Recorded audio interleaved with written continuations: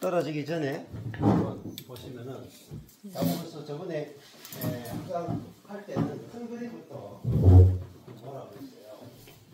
그래서 A 검은색으로 제일 큰 대칭이 보면 A죠. 여기까지가 A 검은색으로 B, C, D, E 그리고 F, G까지 있죠. G까지 있고 다시 H까지 있죠. H. 그러니까 여기가 정중앙이에요. 야고보서 정중앙. 이렇게 오른쪽, 왼쪽으로 펼쳐집니다. 이렇게 오른쪽, 왼쪽. 그래서 여기 H와 H가 대칭을 이루어요. 다음 쪽으로 H와 H. 네. 이게 모세의 법, 율법이죠. 이게 최고의 법이고 자유의 율법. 이게 G와 G끼리 대칭을 이루고, 그다음에 F와 F끼리 대칭을 이루어요. 그러니까 믿음은 편파가 없는 것이다. F. 여기에 믿음은 행함이 없는 것이다. 행함이 없는 믿음. 그러니까 믿음은 행함으로 나타난다. 이렇게 하죠. 그러면은 야고보서가 말하는 행함이 뭐겠어요? 행함. 믿음은 행함으로 나타나죠. 그러면 야고보에서 말하는 행함이 뭐냐? 여기가 F가 나옵니다. F에서 이 사람을 외모로 취하지 않는 것이 행함이에요. 사람을 외모로 취하지 않는. 여기도 F가 뭐예요? 여기서 이렇게 형제가 헐벗고 일어날 양식이 없는데 행하리 가라 돕게 하라 하자는 거죠. 그래서 여기서 행함이 나오죠. 자, 그러니까 이게 이제 사람을 이렇게 차별하는 게 뭐겠어요? 사랑이 없는 거잖아요. 사랑이. 그죠? 여기도 형제에 대해서 이게 행함이 뭐냐면은 형제의 셋것을 보고 형제의 헐벗음을 보고 그냥 두면은 이건 행함이 없는 거다. 그러면 여기서 F도 실제적인 사랑의 예를 이야기해요. 사랑이. 그러면 여기 G가 최고의 법이죠. 여기는 자유의 법이죠. G와 G가. 그러면 G가 뭐예요? 내 위해서 양쪽 사랑하는 거죠. 여기도 G는 긍휼이죠. 여기 사랑, 긍휼. 사랑이 뭐냐? 긍휼이죠. 그래서 우리가 이제 믿음이라고 하는 게 우리가 하나님께 사랑을 받은 자고 우리가 하나님께 긍휼을 입은 자죠. 그렇잖아요. 그걸 믿는 거잖아요. 우리가 사랑받았고 긍휼 받았잖아요. 그러면 우리가 받은 것이 나오는 게 여기 F가 받은 것. 받은 사랑이 나오고 여기서 받은 긍휼이 나오고 여기서 F가 긍휼이 나오는 거죠. 그래서 여기서 G는 긍휼이죠. 긍휼. 자유의 율법이고 자유의 율법대로 하는데 이게 이제 긍휼을 심판을 이긴단 말이에요. 긍휼을 심판을 이긴다. 긍휼을 말하고 여기 사랑을 말해요. 사랑은 여기 보면은 사람을 그러니까 편파로 외모로 취하지 않는 그게 구체적인 사랑이고 긍휼은 뭡니까? 여기 가난한 사람에 대해서 내가 긍휼이 나오는 거죠. 약한 자에 대해서 긍휼이 나오는 거죠. 이게 야고보에서 말하는 행함입니다. 그래서 H와 H 여기는 이제 율법이죠. 근데 이 율법으로 치면은 우리가 다 걸린단 말입니다. 이 율법. 그래서 이 모세의 율법은 하나를 어기면 다 어기는 거죠. 또 율법을 하나를 어기면 다 어기는 것이다. 그래서 우리가 율법에 딱 걸려야 된단 말이죠. 율법에 걸려가지고 우리가 이 사람을 그러면은 왜 외모로 취하겠고 다른 사람들에 대해서 왜 외모로 취하고 이웃 사랑이나 이런 게 안 나오겠어요, 여러분? 긍휼이 왜 안 나오겠어요? 다른 사람에 대해서 왜 긍휼이 안 나오겠어요? 율법으로. 그렇죠. 나는 좀 다 지키잖아, 그죠? 나는 웬만한 나는 한 613개 중에 한 600개는 지킨다. 13개 정도는 안 지킨다. 그렇게 생각하는데 사람 보니까 13개만 지키고 600개 안 지켜. 그래서 우리가 저 사람에 대해서 우리가 판단이 나오고 정죄가 나오죠. 그래서 어디에 그러냐, 이 율법이 가서 우리에게 이제 그 H 부분에서 율법에 대해서 이야기해 주면서 이 하나에 그치면 뭐가 돼요? 모두 범한 자가 되죠. 이게 율법입니다. 그러니까 다 지키나 하나 어기나 뭐 하나만 지키나 다 똑같다 이거. 그래서 살인한 사람이 있고 가늠한 사람이 있어요. 누가 나쁜 사람이에요? 네? 우리는 살인한 사람이 훨씬 나쁘죠. 세상에서는 살인하면은 뭐 거의 엄청난 형벌을 때리고 가늠하면은 손해배상만 좀 하면 되죠. 그렇잖아요. 그리고 우리는 이 죄의 경중이 이 사람은 죄의 경중이 있다. 그래서 죄의 경중이 있기 때문에 우리가 이제 교회에서도 어때요?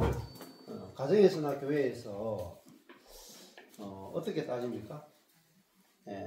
남편이 잘했어요. 아내가 잘했어요.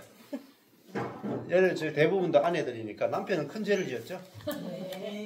아내는 작은 죄를 지었죠. 그래서 집안이 이제 엉망이 되는 거예요. 그게 뭐냐면 이 율법에 안 걸리는 거야. 율법에. 그죠? 살인 여기 보면 가늠하지 말라 하신 이가 또한 말했습니까? 살인하지 말라 하셨은즉 네가 비록 가늠하지 아니하여도 살인하면 율법을 범한 자가 된다. 이렇게 이야기한다. 네. 자, 그래서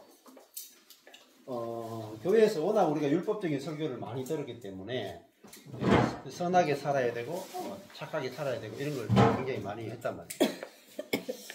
네. 우리가 신앙생활 할 때 여러분 보통 이제 죄사함 받고 구원받는 것은 예수님의 그 십자가의 은혜와 공로로 구원받죠. 근데 신앙생활은 뭐로 해요? 또? 근데 율법으로 하죠. 그러니까 이렇게 하라 저렇게 하라 율법으로 한단 말이에요. 그러면 어떤 일이 생기냐면은 율법대로 하나님 말씀대로 잘 사는 사람이 있고 또 못 사는 사람이 있고 더 많은 율법을 지키는 사람이 있고 못 지키는 사람이 있고 이렇게 막 나누어지잖아요. 그래서 사실은 그런 이제 율법을 기준으로 해서 신앙생활을 하게 되면은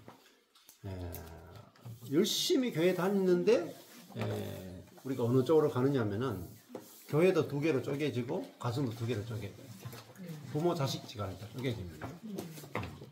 그래서 저희 모임에 오시는 분들이 대부분 다 막 수십 군데 돌다가 오시고 심지어 한 4, 50군데 이번에 52군데 돌다가 오시고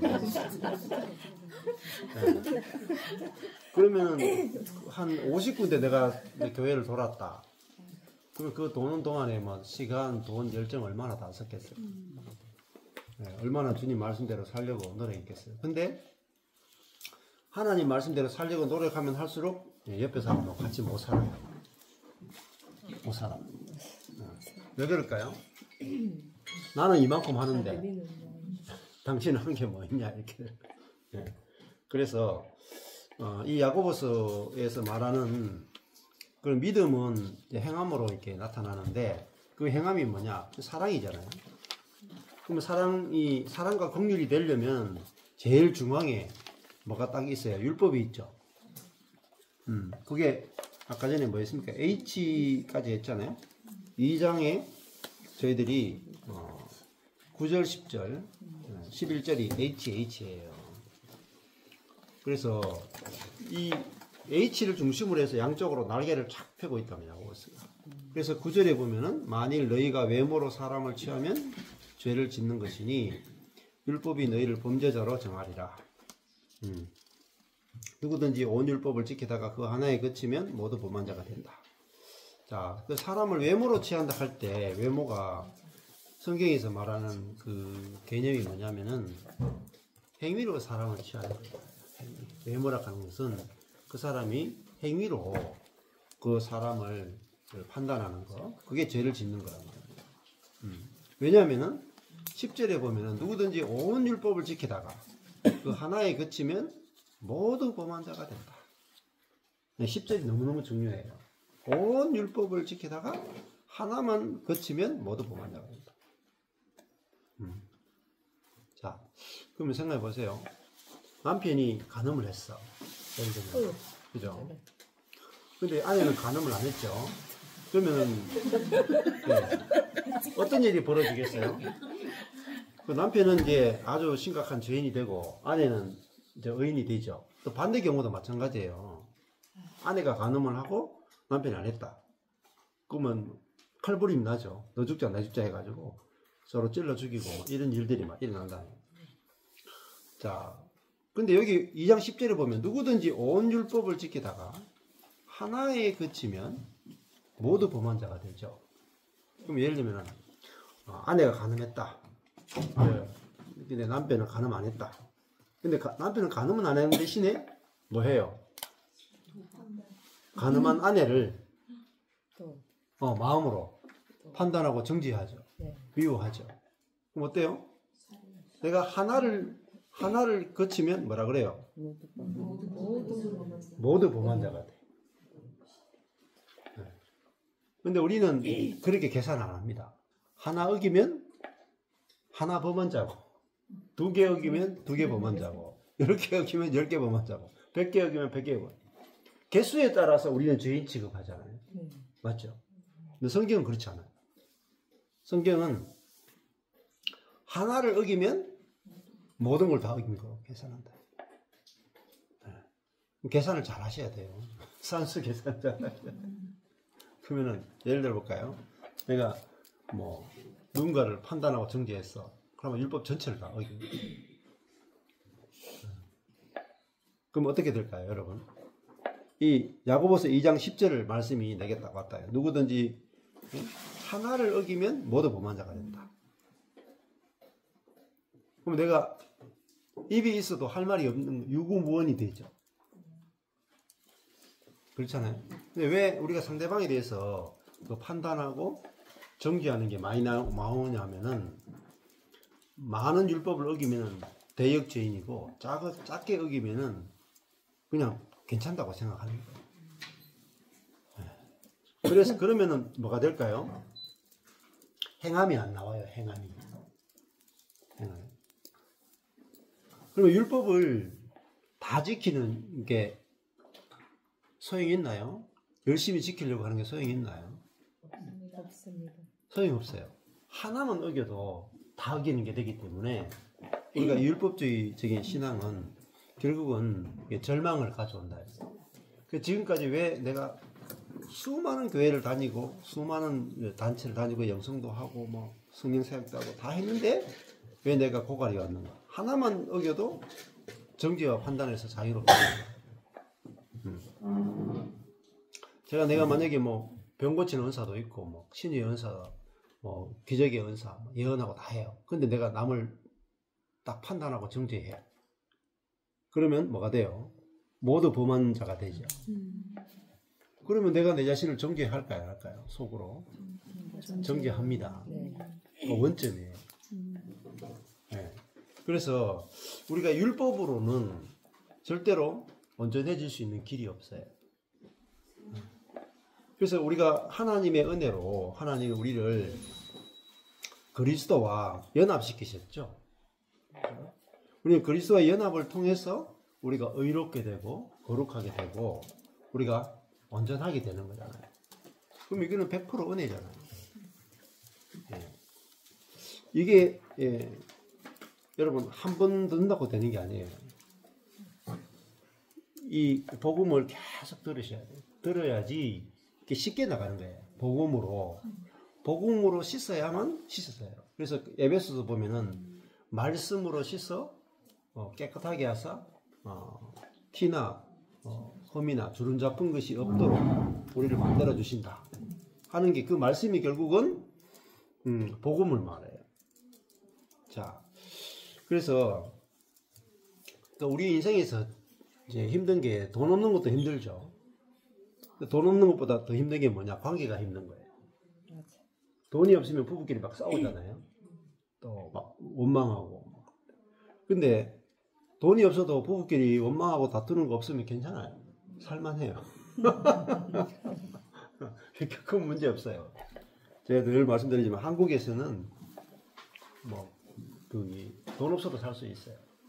왜냐하면 진짜 돈 없으면은 기초생활 대상자가 되니까 걱정하지 마세요. 안 굶어주고 절대로. 근데 왜 힘드냐면 자존심 때문에 뭐 이런 그런 열등감 때문에 다 힘들어하는 거지. 진짜 내가 아무것도 못하면요 국가에서 다 보조해줘요.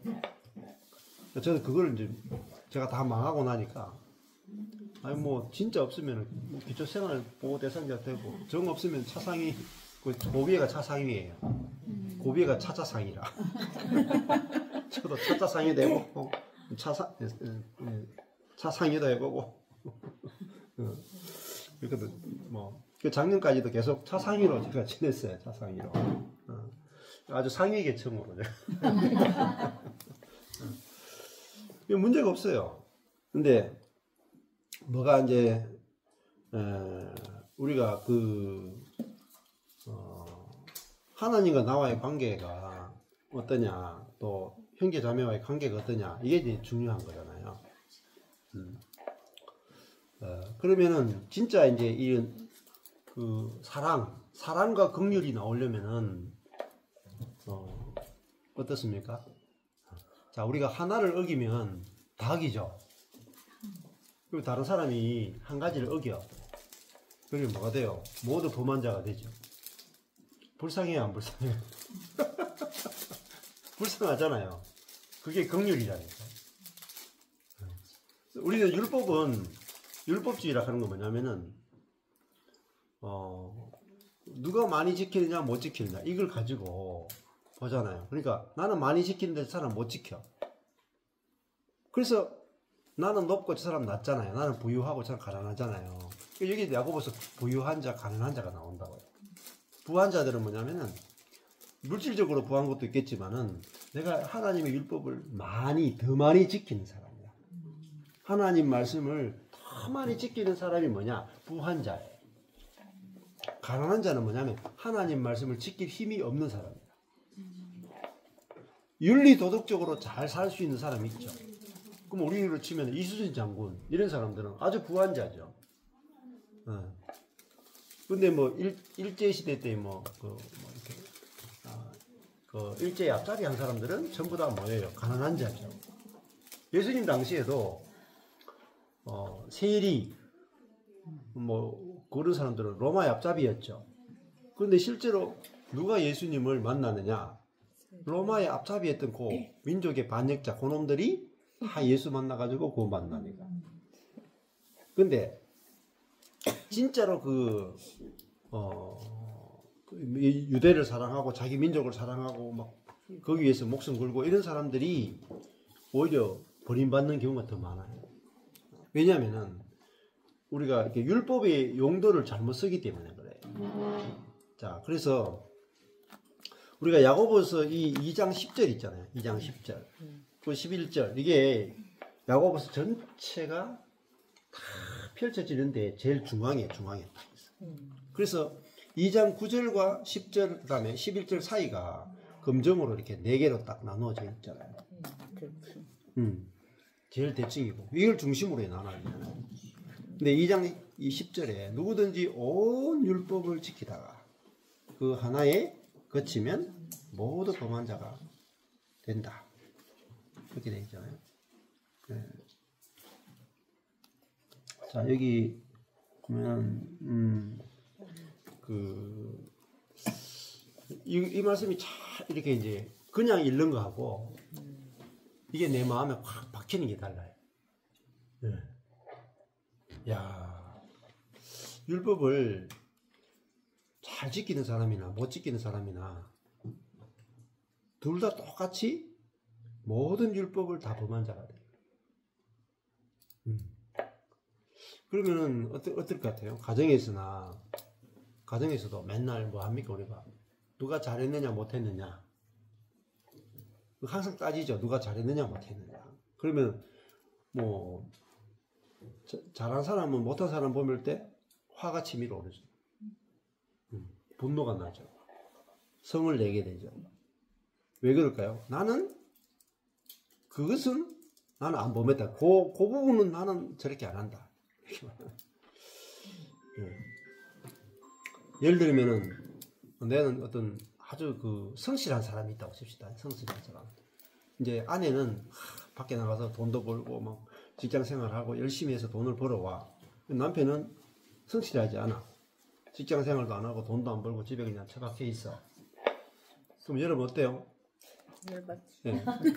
속이 천불이 나죠. 근데 거기에 율법이 작용한다고요. 나는 성실한데 너는 성실하지 않다. 그러니까 성실이라고 하는 하나의 율법 가지고만 대결이 붙는 거야. 근데 성경은요, 그 하나의 율법 가지고 이야기하지 말라 이게. 하나의 율법을 거치면 모두 범한자가 된다. 그죠? 네. 그러니까 그 남편은 성실하지 않은 죄를 범했죠. 아내는 무슨 죄를 범했을까요? 성실하지 않는 남편을 주구장창 비호하는 죄를 범했다. 그 둘이 같죠. 네. 말씀의 기준은 둘 다 같다예요. 근데 우리는 둘 다 같다라고 배운 적이 없어요. 한 번도 배운 적이 없어. 다르다고 생각합니다. 그럼 다르다는 게 이유가 뭐겠어요? 나는 저 사람보다 낫다. 그러니까 그 율법을 가지고 우리는 무슨 용도로 쓰냐면은 내가 상대방 위에 올라가는 용도로 써요. 그리고 그 율법을 있잖아요. 내한테 유리한 율법만 가져와. 그렇죠. 우리 마누라는 보면은요, 저보다 정직해요. 저는 아내보다 정직하지 못하거든요. 그러니까 정직하지 못할 때는 아내가 저를 공격해. 인간이 어떻게 정직하지 않냐. 근데 성경은 그렇게 하면 안 돼요. 정직하냐 못하느냐 그거 하나의 법 가지고 이야기하면 안 돼. 온 율법을 다 지켰느냐 못 지켰느냐 여기에 딱 걸려야 돼. 그러면은 정직한 사람도 모든 율법을 범한 자고 정직하지 못한 사람도 모든 율법을 범한 자죠. 그러면 당신하고 내하고 어떻게 되겠어요? 같습니까? 다릅니까? 똑같아요. 똑같아가 돼야 비로소 교제가 돼요. 교제. 그죠? 다르면 교제가 안 돼. 항상 높낮이가 있으면 교제가 안 돼. 근데 진짜 이 야고보서에서 말하는 이 2장 10절 한 절만 여러분에게 딱 꽂혀도 인간관계가 완전히 달라요. 완전히 달라요. 내가 사람을 대하는 게 완전히 달라요. 그렇죠. 그러면은 주변 사람이 금방 알아챕니다. 저 인간이 달라졌는지 안 달라졌는지. 나오는 게 뭔지, 나오는 게 긍휼인지 판단인지. 말하지 않아도 알아요. 눈빛만 봐도 알아요. 안 그래요? 여러분 이게 그냥 느껴져요. 그냥 사람이 막 말 안 해도 이렇게 만났을 때 느낌으로 그냥 와. 느낌으로. 근데 느낌이 달라지죠. 그럼 사람들이 어떻게 지금 달라졌지? 그리고 이거는요 그냥 변화 정도가 아니잖아요. 변화가 아니고 세계가 달라진 거예요. 세계가. 누가 잘했느냐 못했느냐, 누가 선하냐 악하냐, 이 세계 자체를 이미 벗어났죠. 모든 사람이 다 죄를 범하였음에 하나님의 영광에 이르지 못했다. 의인은 없나니 하나도 없다. 하나님을 찾는 자가 없나니 하나도 없다. 로마서도 보면 앞에 보면 모든 사람을 다 똑같이 만들어버려요. 율법은요 사람을 다 다르게 만들어. 근데 복음은요 성경에서 이 율법을 사용할 때는요 모든 사람을 다 똑같이 만들어버려요. 자, 그러니까 우리가 내가 모든 것을 다 범한 자죠.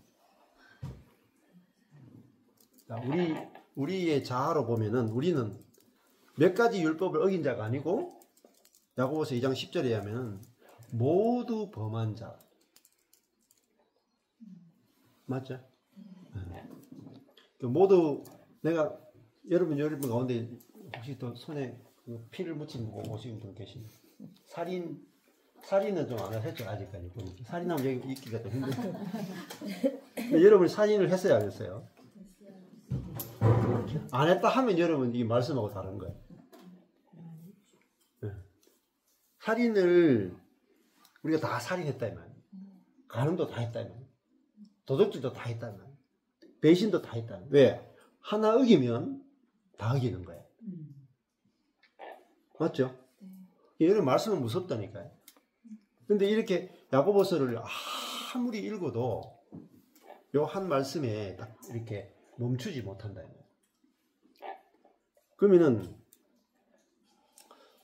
가정생활부터 달라지겠죠. 가정생활. 내가 남편과 아내와 자녀와 가족들, 친구들 이렇게 만나는데 저 사람 보니까 죄를 굉장히 많이 지어. 나는 죄를 많이 안 짓잖아요. 대부분 그리스도인들은 죄를 좀 적게 짓는 경향이 있단 말이에요. 드러나는 죄는, 윤리도덕적인 죄는 적게 짓는 경향이 있어. 근데 세상 사람들 보면 아니 윤리적 도덕적인 죄도 안 짓고 막 그냥 살아. 그러니까 어떻게 돼요? 기독교인들이 불신자 만날 때마다 무슨 생각이 들어요, 여러분? 솔직하게. 판단하고 정죄하는 마음이 들죠. 절대로 전도 안 돼요. 전도 안 돼. 근데 언제 전도가 되기 시작하냐면 당신하고 내하고 똑같습니다.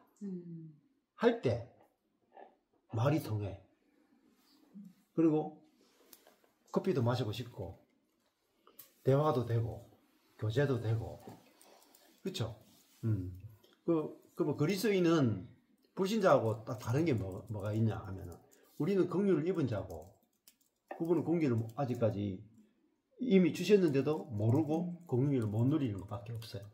그 차이지 우리가 그분들보다 더 잘 사는 게 아니다. 이게 확실해야지. 예. 그러니까 저도 이제 우리 형제들이 있잖아요. 형제들인데 뭐 형이 있고 누나 서 있고 제가 있거든요. 교회 다니는 사람이 있고 안 다니는 사람입니다. 전에는 그게 제가 보니까 구분이 있었다. 근데 지금은요 보고 알고 나니까 구분이 없는 거예요. 같은 거야. 교회 다니건 안 다니건 예수 믿건 안 믿건 똑같이 한 가지 율법만 어겨도 모두 범한 자가 되니까 우리 형제 자매들 가운데 누가 더 선하냐 누가 더 악하냐가 이게 흐릿해지는 거예요.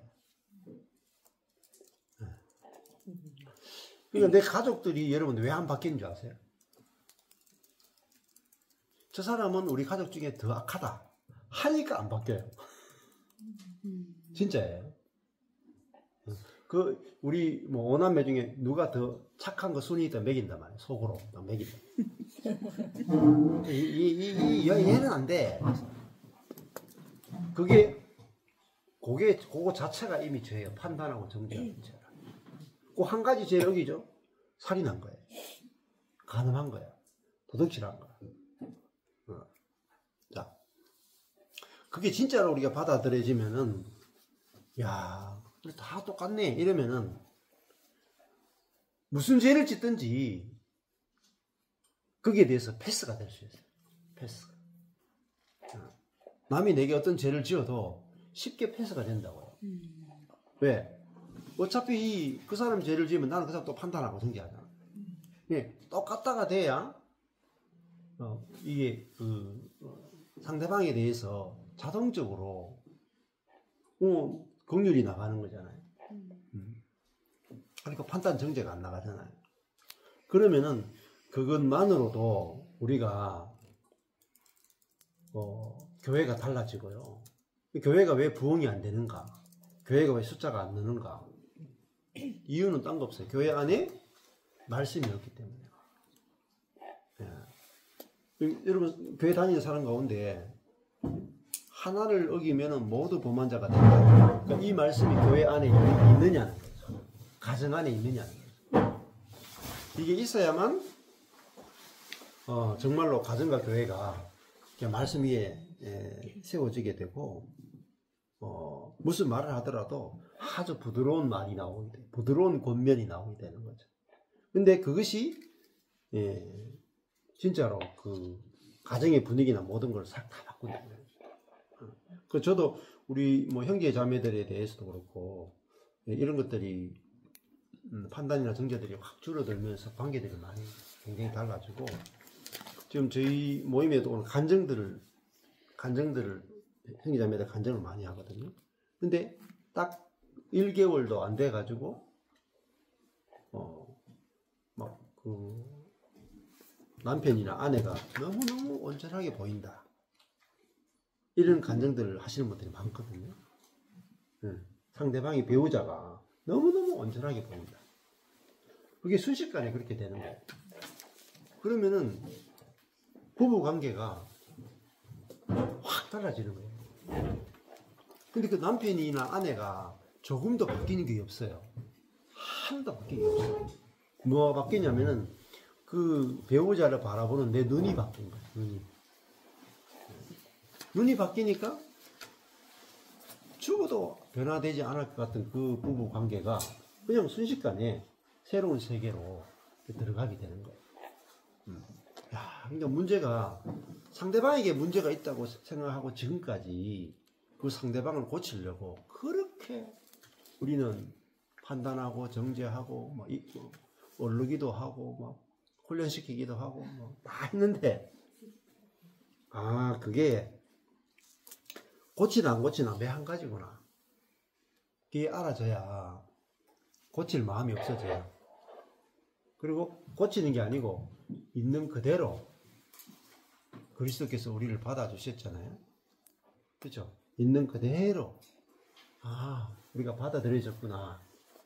이렇게 알아져야 내가 달라지고 내 자녀도 있잖아요. 자녀들이 아무리 문제가 많아도 괜찮아.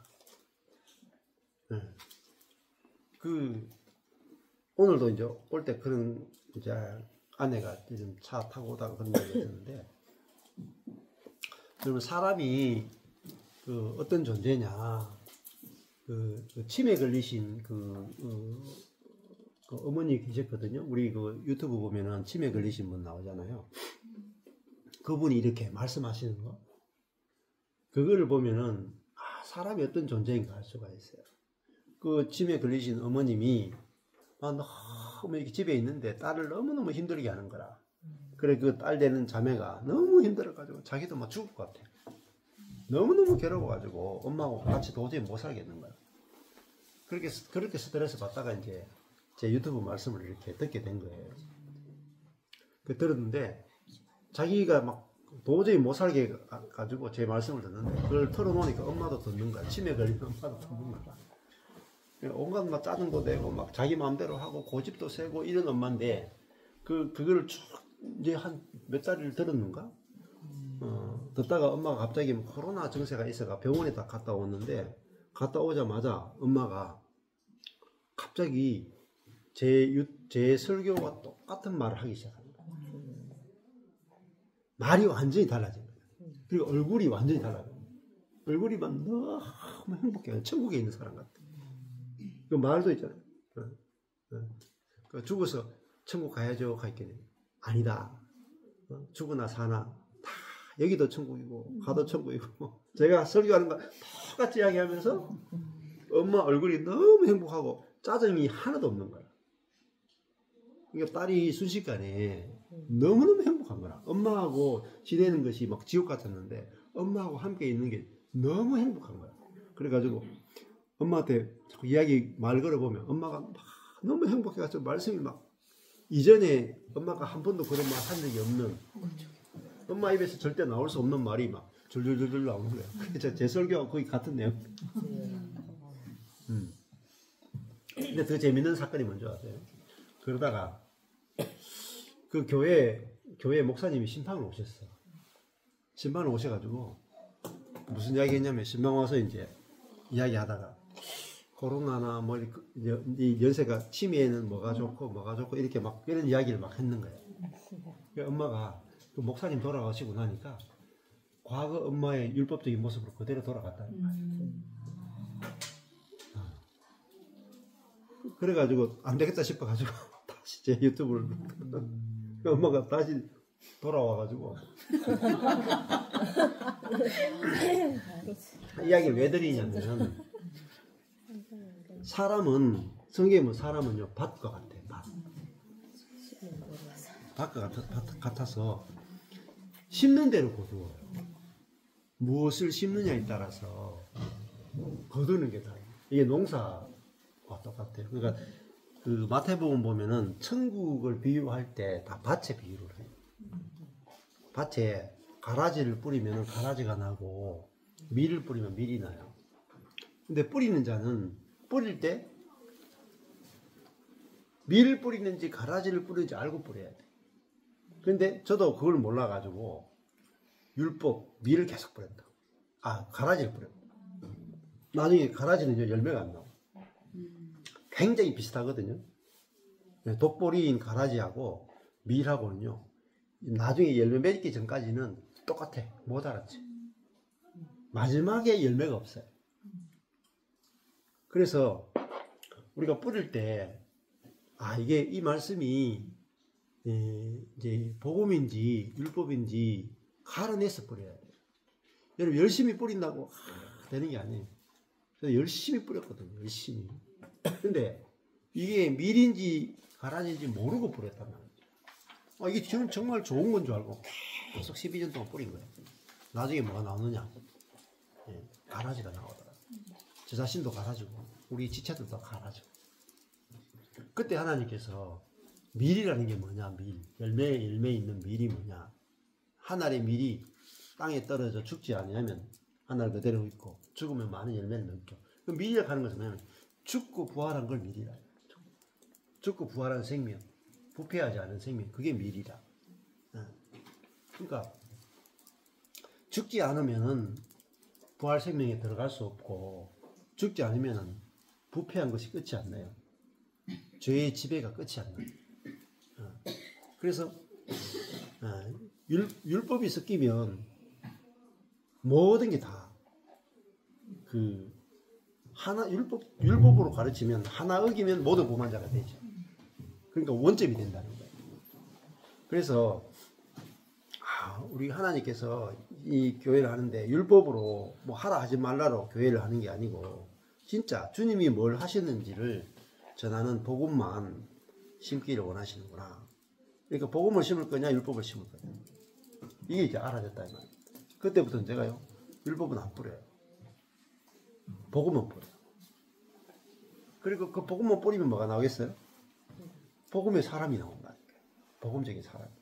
그래서 그걸 계속 14년 동안 뿌린 거예요.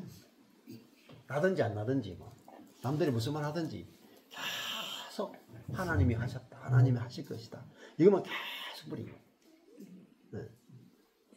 네. 그게 나는 거예요. 진짜로. 하나님이 하시는 일도 나타나고 그죠? 성도들도 뭐 달라지고 율법적인 부분이 막 현저하게 없어진 거예요. 교회 안에 율법적인 부분이 현저하게 없고 판단하고 정죄하는 부분들이 현저하게 없어지고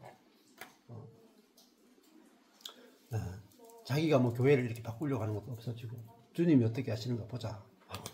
다들 손을 안 대고 두는 거예요. 형제자매들에 대해서도 손 안 대고 이렇게 두고 교회 일에 대해서도 손 안 대고 두고 주님이 어떻게 하시는가 보자. 일에 대해서는 사람에 대해서는 그게 되어지는 거예요. 왜? 하나님 어떻게 하시는가 보자만 계속 뿌렸거든요.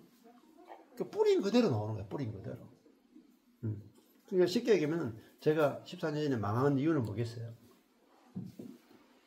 제가 뿌린 걸 제가 거둔 거예요. 그렇죠? 딱 그거라니까. 우리 인생은 내가 오늘 이렇게 살아가는 있잖아. 오늘 내가 살아가는 것은 지금까지 내가 뿌린 것에 의해서 나오는 거거든요. 그래서 땅의 것을 뿌리느냐, 하늘의 것을 뿌리느냐.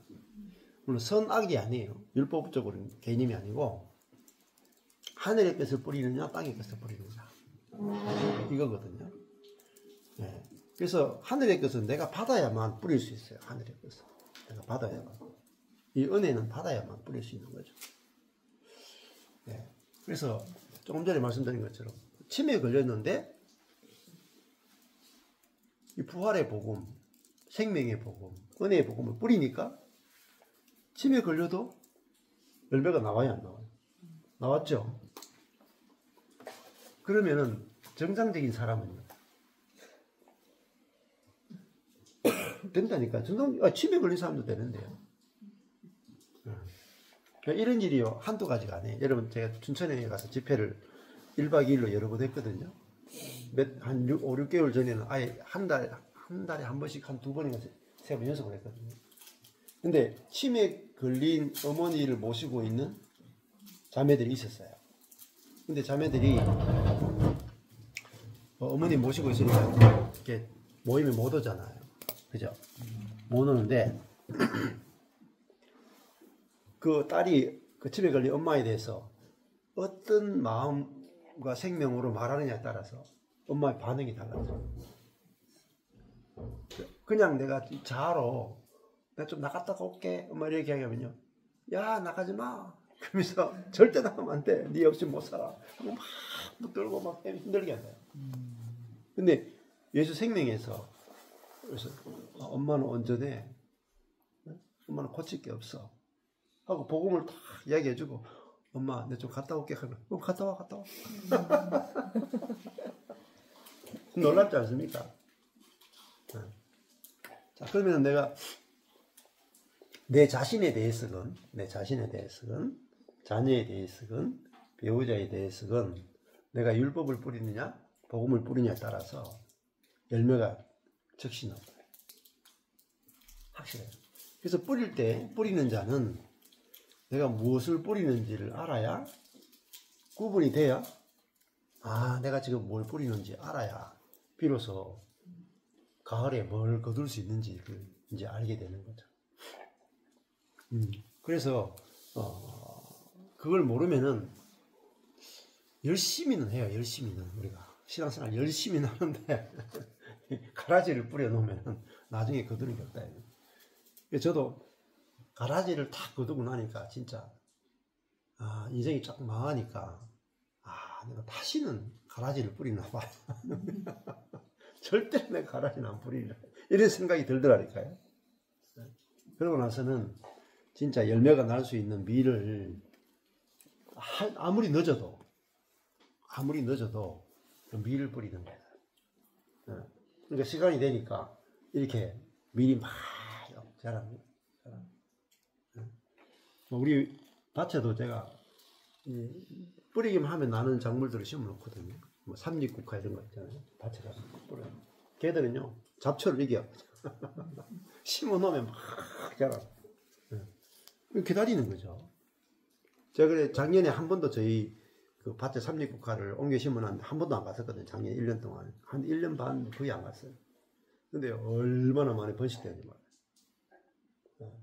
왜냐하면 그 삼립국화의 생명을 알잖아요. 얘는 잡초를 이기는 나물이다. 그러니까 그거 뿌려놓고 아무것도 안 했는데 지금 삼립국화 막 이 정도까지 자랐어요. 그래가지고 그걸 막 채취해가지고 교회 손님 오면 그걸 가지고 대접하거든요. 그래서 우리가 하나님의 말씀을 야고보서 말씀에서 2장 10절 한 말씀만 확실하게 꽂혀도 돼요. 이게 야고보서 전체가 좌우로 갈라지는 제일 중앙에 있는 말씀입니다. 그죠? 보세요. 모든 율법을 지켰잖아요. 맞죠? 근데 하나를 어겼죠. 그럼 어때요? 모두 구원자가 됩니다. 이게 어떤 사건이 생각 안 납니까? 부자 청년 사건. 부자 청년이 모든 율법을 다 지켰다고 그랬죠. 근데 예수님이 딱 한 가지만 이야기한다니까요. 네 재산을 다 나눠주고 가난한 자이고 나를 따르라. 그 한 가지 율법을 딱 이야기하니까 그 청년이 근심하며 갔다. 근데 그게 그 예수님이 그 청년에 대한 사랑이거든요. 네가 율법을 지킬 수 없다. 너는 나를 따르라. 내가 필요하다. 율법이 필요한 게 아니고 내가 필요해. 그러니까 그 청년이 그 자기소개 뭘 받느냐? 자기소개 욕심, 탐욕을 받다. 탐욕. 그리고 그러면서 이제 근심하면 이제 가게 되는 거잖아요. 그래서 우리가 신앙생활은 율법을 하나님 말씀대로 살기 위해서 신앙생활을 하면은 절망에 이르게 돼. 그게 아니고, 야, 내가 어떤 긍휼과 어떤 사랑을 입은 자인가. 그렇잖아요. 우리가 모두 범한 자인데 주님은 나를 죄가 하나도 없는 의로운 자로 그리스도 안에서 우리를 만들어 주셨잖아요. 그 사랑과 그 긍휼을 우리가 입은 것이 바로 이제 은혜고 그 사랑이잖아요. 그래서 내가 확실하게 모두 범한 자의 자리에서 내가 은혜를 입는 게 중요해요. 자, 대부분 그리스도인들이 회개할 때 어디서 회개해요? 몇 가지 죄를 지은 자의 자리에서 회개합니다. 나는 이런 죄를 지었습니다. 이런 죄를 회개합니다. 그리고 나머지 선한 것들은 뭐 다 문제가 안 되고, 그리고 회개할 때도 항상 내가 지은 몇 가지 죄만 이렇게 회개하는 거죠. 그리고 나는 몇 가지 죄만 회개하면 괜찮다고 생각해요. 그게 대부분 그리스도인들의 신앙생활이다. 그러니까 내가 몇 가지 죄를 지을 때마다 회개했으니까 나는 뭐가 어때요? 죄가 없죠. 죄가 없으니까 옆에 보고 죄를 짓고 회개 안 하는 사람 보면 어때요? 답답하고 판단이 나오고 정죄가 나온다. 자, 그러니까 그렇게 되면 뭐가 나오겠어요? 이게 2장 10절이 안 되면 나머지 야고보서에 나오는 모든 말씀이 내게 하나도 실제가 안 돼요.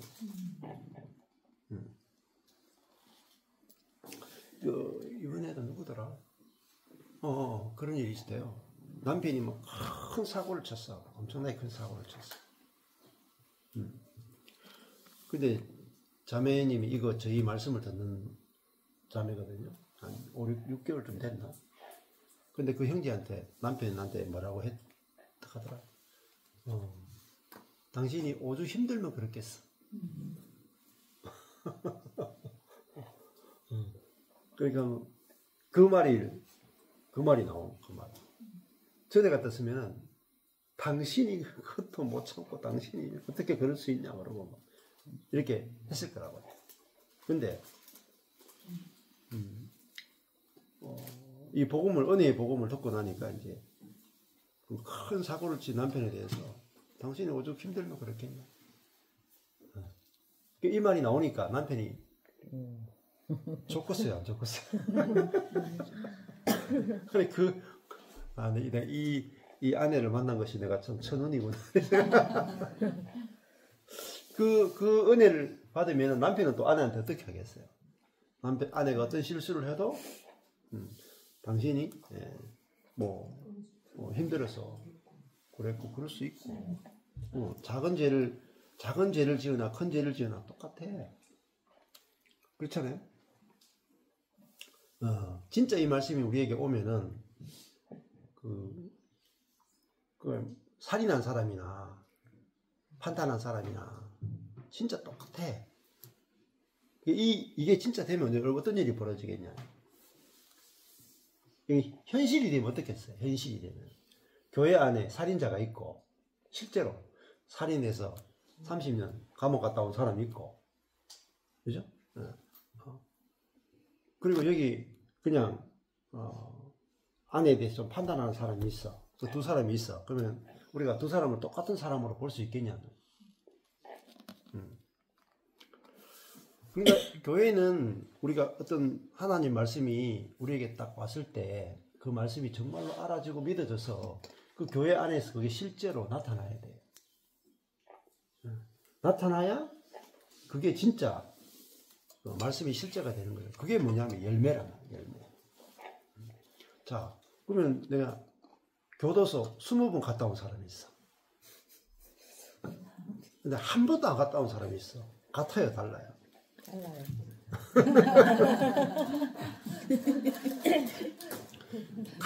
같다라는 게 성경적이잖아요. 근데 여러분 그런 교회 본 적 있어요? 교도소 20번 갔다 온 사람하고 한 번도 안 갔다 온 사람하고 똑같이 대하는 교회 본 적이 있나요? 그거 봐야 돼요. 그게 진짜 교회란 말이에요. 진짜 교회. 아니 뭐 거기 초대교회 때 그렇죠? 세리 있죠, 세리. 세리하고 예수님의 제자 가운데 세리하고 반대파가 먼저 하죠. 열심당이라. 열심당은 세리를 찔러 죽인 사람이에요. 예수님 제자 가운데 이 가룟인 시몬이 있고 또 이 그 세리 있잖아요. 마태도 세리예요. 근데 같이 있었다니까요. 그 초대교회는 또 그런 일들이 비일비재했다. 자, 그러니까 근데 내가 감옥에 20번 갔다 왔는데 감옥에 20번 갔다 온 사람하고 감옥에 한 번도 갔다 안 하고 이 부산 시장 봉사상을 받은 사람 부산시가 주는 최고 봉사상을 받은 사람하고 감옥 20번 갔다 온 사람하고 교회 딱 왔어. 근데 교회에서 형제예요. 똑같이 대한다. 그리고 그것도 어떻게 돼요? 거룩한 자로, 의로운 자로, 온전한 자로. 그렇게 대하는 게 뭐냐? 그게 교회예요. 그러면요, 교도소 20번 갔다 온 그 사람이 바뀔까요? 안 바뀔까요? 안 바뀔 방법이 없습니다.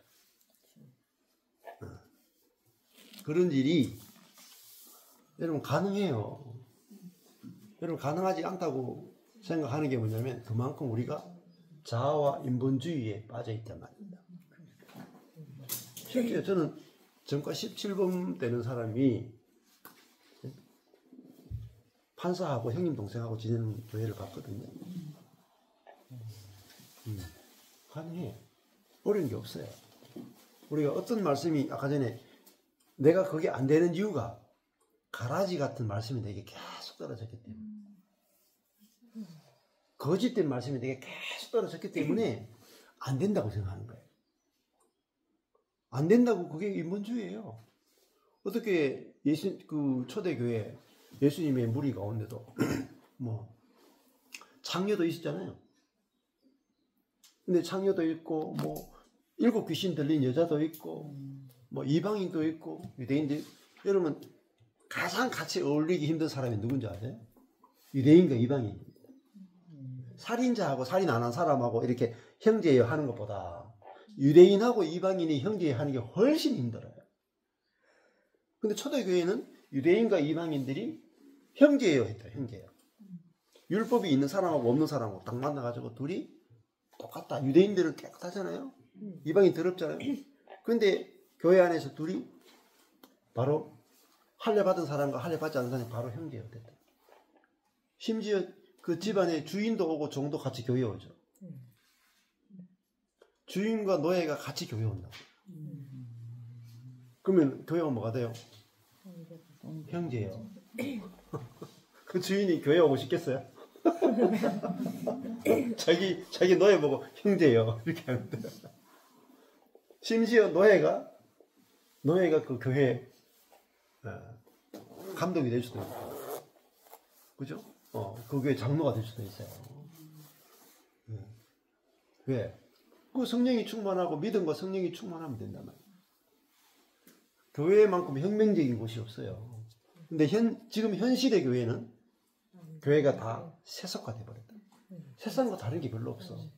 다 높낮이가 만들어져요. 옳고 그름과 높낮이에 의해서 교회가 다 부패해 있는 거예요.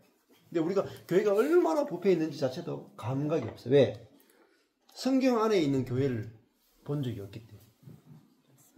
여러분 진짜 성경 안에 있는 교회가 딱 보이죠? 현실의 교회 못해요. 진짜. 저도 말씀 안에서 교회가 딱 보여졌고 그 다음에 현실에서 그런 교회들을 이렇게 몇 군데 이렇게 만나면서 완전히 교회에 대한 것들이 달라졌어요.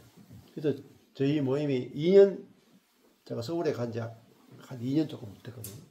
근데 2년 만에 지금 전국에서 이렇게 교회들이 만들어지는데 지금 이 교제하는 거라든지 교회에서 이루어지는 거 보면은 굉장히 새로운 일들이 일어난다. 이전에 우리가 다니는 교회에서는 전혀 보지 못한 그런 일들이 교회 안에서 일어난다. 그거는 우리가 말씀 안에서 진짜 교회가 무엇인지 우리가 보기 때문입니다. 그러면 이제 예를 들면은 하용재 목사님이 사도행전에 바로 그 교회 하면서 굉장히 많이 집회를 하셨어요. 근데 명확하게 사도행전의 교회가 어떤 교회인지를 명확하게 말씀을 못 하셨어요. 저도 그 명확한 실체가 없었거든요. 근데 그 교회가 하나님 비전을 주셔가지고 저희 교회 이름이 바로 그 교회잖아요. 바로 그 교회가 사도행전의 바로 그 교회의 뜻이에요. 근데 어떻게 교회를 알게 됐느냐면 에베소스를 통해서 교회를 알게 되고 사도행전을 보고 바울의 서신을 쭉 읽어보니까 그 바울 서신 안에 교회가 뭔지를 다 말하고 있는 거예요. 만져지고 느껴지고. 그러니까 그 성경에서 말하는 그 교회가 딱 보여지니까 이거 당연히 가능한데 이미 2000년 전에도 그렇고 이 땅에 그런 교회가 있었는데 당연히 이 교회가 회복돼야 되지. 회복 이미 이루어져 있고 회복될 거고. 그러고 나니까 제가 말씀 속에서 본 교회가 이루어지고 가는 거예요. 그래서 우리가 말씀 속에서 정확하게 신앙의 본질이 보이지 않으면은 회복이 불가능해요. 그래서 오늘도 이 야고보서 2장 10절 한 절이 확실하게 알아지고 믿어지면은 요 한 절이 우리 삶에서 어마어마한 파장을 일으켜요. 그래서 우리 삶 전체를 다 바꿔버려요. 자,